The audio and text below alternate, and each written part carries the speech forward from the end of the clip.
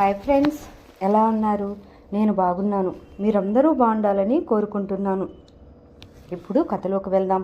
చదువుతున్నది శోభారెడ్డి. ఇదిగో నన్ను ఎక్కిరిస్తున్నావా? చిరుకోపంగా అన్నాను. అప్పటికే నడుస్తూ నడుస్తూ ఆగిపోయిన మా ఇద్దరిని చుట్టుపక్కల వాళ్ళు ఆసక్తిగా వినోదంగా చూడసాగారు.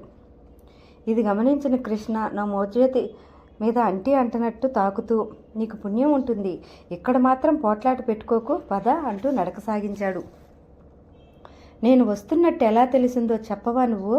బ్రతిమలాడుతున్నట్టుగా అడిగాను. మామయ్య టెలిగ్రామ్ ఇచ్చారు. ఏమిటి? మళ్ళీ అతని వైపు తిరగబోయాను.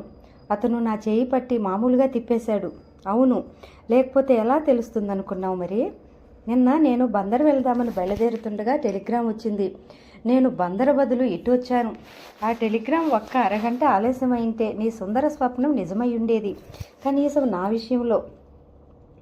నాన్నగారి మీద నాకు చెప్పలేనంత కోపం వచ్చింది. కృష్ణకు టెలిగ్రామ్ ఇస్తున్నట్టు నాతో మాట మాత్రంగానైనా చెప్పలేదు. ఇద్దరం బయటకు వచ్చేసాం. కృష్ణ జట్కా మాట్లాడాడు. అతను సత్యనారాయణపురంలోని ఏదో వీధి పేరు చెప్పటం వినగానే, అదేమిటి, మనం బస్టాండ్కి కాదా వెళ్ళేది అన్నాను. కాదు, మనం బస్టాండ్కి కాదా వెళ్ళేది? నాకు బజారులో పని ఉంది, అది పూర్తయి చేసుకుని సాయంత్రం బస్సుకి వెళ్దామన్నాడు. ఇద్దరం ఎక్కాము. జట్కా కదిలింది. గుర్రానికి కళ్ళెం ఉన్న పంచకళ్యాణలా పరిగెత్తుతున్నట్లు అనిపించింది నాకు. బండి అతను తప్పుకోండి, జరగండి అని అరుస్తూనే కర్ర చక్రంలో పెట్టి టకటక శబ్దం చేయసాగాడు. ఆ వీధిలో ఆ జనాల్ని పరిశీలనగా చూస్తున్నట్టు కూర్చున్న నేను మధ్యలో కృష్ణ వైపు చూశాను. అతను అదే సమయంలో ఎందుకో ఆ వైపు చూశాడు. ఇద్దరి పెదవుల మీద చిరునవ్వు కదిలింది. ఇద్దరి ముఖాల్లో ఒకే విధమైన ఆనందం. ప్రాణమిత్రులు, ఆత్మీయులైన ఇద్దరు వ్యక్తులు చాలా కాలం తర్వాత కలుసుకున్నప్పుడు కలిగే భావంలా ఉంది. అతన్ని చూస్తున్నట్టు హఠాత్తుగా పట్టుబడ్డ నేను అది కప్పిపుచ్చుకోవటానికి అన్నట్టుగా అడిగాను. మనం ఇప్పుడు వెళ్ళేది ఎవరింటికి? నాకు పిన్ని వరుస అవుతుంది, వాళ్ళ ఇంటికి. కృష్ణ అంటుండగానే జట్కా ఒక ఇంటి ముందు వచ్చి ఆగింది. కృష్ణ దిగి తలుపు తడుతూ పిన్ని అని పిలిచాడు. లోపలి నుంచి మనిషి వస్తున్నట్టు అలికిడి గాని, వస్తున్నా అన్న శబ్దం గాని ఏదీ వినిపించలేదు. ఎవరూ లేనట్టున్నారు అన్నాను. ఉంది, పూజ చేసుకుంటుందేమో అన్నాడు. జట్కా అతను పెట్టె తెచ్చి మా దగ్గర పెట్టాడు. కృష్ణ జేబులోంచి పర్సు తీశాడు. ఉండు, నా దగ్గరుంది, నేను ఇస్తాను అన్నాను. కానీ నేను బ్యాగ్ తెరిచి డబ్బు తీసే లోపలే కృష్ణ అతనికి ఇవ్వటం, అతను వెళ్ళిపోవటం కూడా జరిగింది. నీకు నేను ఎలాగూ కూలీ ఇవ్వాలిగా, ఇద్దుగాని, తొందరపడుకు, వడ్డీతో సహా వసూలు చేస్తాను. ఇంతలో తలుపులు తెరుచుకున్నాయి. తలుపు రెక్క మాత్రమే తెరిచి ఓ పక్కగా తొలగి నిలబడింది ఆవిడ. రా. కృష్ణ నన్ను పిలిచి సూట్ కేసు తీసుకుని లోపలికి వెళ్ళాడు. నేను కూడా లోపలికి అడుగు పెట్టాను. కృష్ణ పిన్ని చెప్పిన ఆవిడ వయసు 80కి పైగా ఉంటుంది. ఒళ్ళంతా ముడతలు పడి పోయింది. 2 గజాల కంటే ఎక్కువ లేని తడిబట్ట ఒంటికి చుట్టుకున్నట్టుగా కట్టుకుంది. ముఖాన విభూది ఉంది. మెడలో రుద్రాక్షమాల ఉన్నాయి. తల నున్నగా ఉంది. ఒక్క మాటలో చెప్పాలంటే కాషాయ వస్త్రం కట్టుకుని నా బౌద్ధ సన్యాసిలా ఉంది ఆవిడ. పూజలో నుంచి లేచి వచ్చింది కాబోలు నోటి నుంచి శబ్దం రాకుండా మంత్రాలు ఇంకా ఉచ్చరిస్తూనే ఉంది. కృష్ణ నా గురించి చెప్పగానే నోటితో మాట్లాడలేదు, కానీ పలకరింపుగా చూసి అక్కడున్న మంచం చూపించి కూర్చోమన్నట్టు సంజ్ఞ చేసి వెళ్ళిపోయింది. కృష్ణ ఆవిడ వెంట లోపలికి వెళ్ళాడు. పిన్ని ప్లాస్కి లైవ్ అనటం వినిపించింది. నేను మంచం మీద కూర్చున్నాను. కృష్ణ తిరిగి వచ్చాడు, కానీ చేతిలో ఫ్లాస్క్ లేదు. నువ్వు బజారు వెడుతున్నావా అన్నాను. అవును, ఏ, నీకేమైనా కావాలా? వద్దు, నేను డబ్బు ఇస్తాను. డబ్బా? దేనికి? కాఫీ తెస్తానంటున్నావుగా. డబ్బు అంటున్నావు, ఎంత తెచ్చావేమిటి? ఏది చూడని అంటూ మంచం మీద నా పక్కన పెట్టి ఉన్న బ్యాగ్ చేతిలోకి తీసుకున్నాడు. నేను చుట్టుక్కుని అతని చేతులు గట్టిగా పట్టుకున్నాను. వద్దు తెరవకు, గట్టిగా అనేశాను. కృష్ణ బ్యాగ్ వదిలేశాడు. నేను దాన్ని దగ్గరకు తీసుకున్నాను. ఏమిటా కంగారు? ఏముంది అందులో? నా ప్రాణం. మురిపెంగా చూశాను. ఓహో, అయితే అది నా దగ్గర ఉండటమే మంచిది. ఇటీవు, జాగ్రత్తగా చూస్తాను. మళ్ళీ తీసుకోబోతున్నట్టు నటిస్తూ అన్నాడు. నేను బ్యాగ్ దూరంగా పెట్టాను. ఆగాగు, తొందరపడకు, నీకే ఇస్తాను. ఇప్పుడు కాదు, సమయం సందర్భం కుదరని మరి.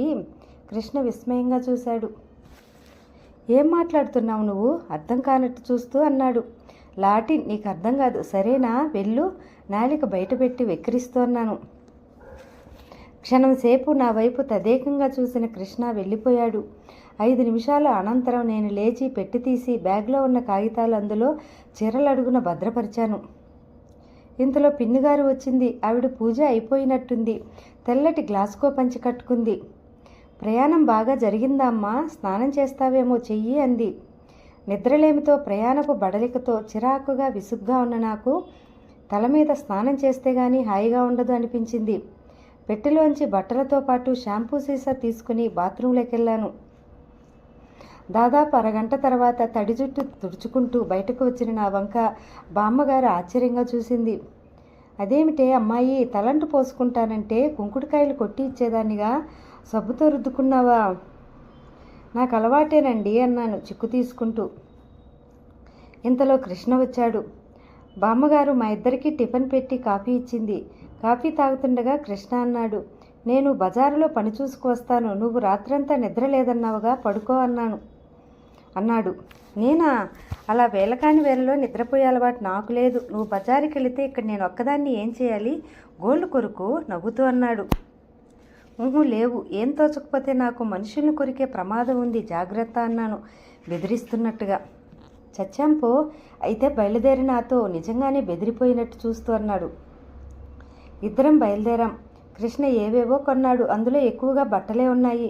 ఒక్కొక్క రకం బట్టలకి ఒక్కొక్క షాపు తిరిగాం. రాజు ఖరీదు గలవి 2 మంచి పట్టుచీరలు కొన్నాడు. అత్తయ్యకి పిల్లలకి పెళ్లివారికి పెట్టాల్సిన బట్టలు రకరకాల ఖరీదుల్లో కొన్నాడు. బట్టల రంగులు, డిజైన్లు, వాటి నాణ్యం పరిశీలన ఇది చూడటంలో అతని కొన్న అభిరుచికి నేను అబ్బురపడ్డాను. నాకు తెలిసినంత వరకు మా అమ్మ తప్ప ఇంకెవరికీ ఇలాంటి సామర్థ్యం లేదు. నేను ఊరికే ఇతని వెంట ఉండేదాన్ని. అన్నీ అతనే చూసుకున్నాడు. మధ్య మధ్యలో ఇది ఎలా ఉంది అంటూ నన్ను సంప్రదించినట్టు అడిగేవాడు. బాగుంది, నేను చెప్పిన ప్రతిదీ బాగుంది అంటావేం? బాగున్నప్పుడు కాదనాలా? ఇలా సాగిపోయేది మా సంభాషణ. ప్యాకెట్లన్నీ కలిపి చాలా అవటంతో నేను కొన్ని పట్టుకున్నాను. టైం జరజరా పాకిపోయినట్టు చూస్తుండగానే 2 అయింది. పద చాలా ఆలస్యం అయిపోయింది, నేను చూడనే లేదు అన్నాడు కృష్ణ. ఇంటికి తిరిగి వస్తుండగా అన్నాను, ఈ ఊరి మీదుగా నేను ప్రయాణం చేయటం ఇది 3వసారి. ఒక్కసారి కూడా ఆగలేదు. నాన్నగారు ఎప్పుడూ చెప్తుంటారు దుర్గగుడి చాలా బాగుంటుందని, చూడటం పడనేలేదు అన్నాను. కృష్ణ నా మాట విన్నాడో లేదో, లేక విని ఊరుకున్నాడో, ఎలాంటి వ్యాఖ్యానం చేయకుండా ఊరుకున్నాడు. ఇంట్లో గుమ్మం దగ్గర కాలు పెడుతుండగా రుసరుసలాడుతున్నట్టుగా అన్నాను, మంచివాడివే, నేను కాస్త అలా ఊరు చూసినట్టు ఉంటుందని వస్తే నీ లగేజ్ అంతా నా చేత మోయించావు. చాలా తెలివిగలవాడివి. పొద్దున నా పెట్టె పట్టుకున్నందుకు ప్రతిఫలంగా ఇవన్నీ నా చేత పట్టించుకొచ్చావు, అవునా? కృష్ణ నా వైపు తిరిగాడు. అతని కళ్ళు చురుగ్గా ముఖంలో భావం చదవటానికి ప్రయత్నించినాయి. నేను సీరియస్గా చూడపోయి పక్కున నవ్వాను. అదృష్టవంతురాలివి అన్నాడు చిరునవ్వుతో తలుపు తట్టుతూ. ఎందుకు? నీ వెంట పెట్టెలు మోసుకొచ్చినందుకా? కాదు, అంత హాయిగా నవ్వగలుగుతున్నందుకు. ఏ చీకు చింత లేని వాళ్ళే అంత స్వచ్ఛంగా నవ్వగలుగుతారు. పిన్నిగారు తలుపు తెరవడంతో మా సంభాషణ ఆగిపోయింది. ఇంతసేపు చేశారేమర్రా? తిండి తిప్పల మాట మర్చిపోయారా? చేసినవన్నీ చల్లారిపోయినాయి, రండి అంది ఆవిడ. నిజమే, నాకు ఆకలి మాట మర్చిపోయినట్టుగానే ఉంది. పిన్నిగారు మా ఇద్దరికీ పక్కపక్కన పీటలు వేసి వెండి కంచాలు పెట్టి భోజనం వడ్డించింది. ఇద్దరం కూర్చున్నాము. పిన్నిగారికి మా నాన్న తెలుసట, చిన్నప్పుడు చూసిందంట. అప్పటి విషయాలేవో చెప్తూ వడ్డిస్తుంది. అన్నం తింటుండగా నాకు పలమారింది. కృష్ణ నెత్తి మీద తట్టబోయి ఆగి తల మీద తట్టుకో అన్నాడు. పాపం వాళ్ళ అమ్మా నాన్న తలుచుకుంటా అన్నారు కాబోలు అంది పిన్నిగారు.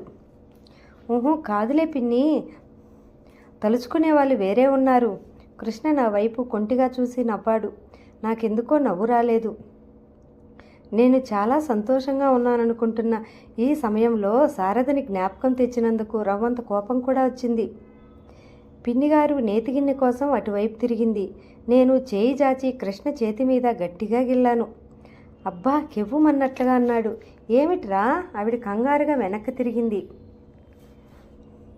కృష్ణ తలగొక్కుంటూ ఏం లేదు పిన్ని, నాలిక కొరుక్కున్నాను అన్నాడు. అవునవును, ఎవరైనా తిట్టుకుంటున్నారేమో, నువ్వు నాతో కూర్చుని ఇలా సరదాగా కబుర్లు చెప్తున్నావని వాళ్ళకి తెలిసిందేమో అన్నాను. వాడిని తిట్టే వాళ్ళు ఎవరే అమ్మా? వాడిని తిడితే కళ్ళు పోతాయి. ధర్మరాజు కృష్ణ వంక ఆప్యాయంగా చూస్తూ అంది. అయినా ఆ మామయ్య కూతురివి, నీతో కాకపోతే ఇంకెవరితో సరసమాడతాడు అంది మళ్ళీ. హఠాత్తుగా కృష్ణ ముఖం ఎందుకో సీరియస్గా అయిపోయింది. తర్వాత అతనేం అంత ఎక్కువగా మాట్లాడలేదు.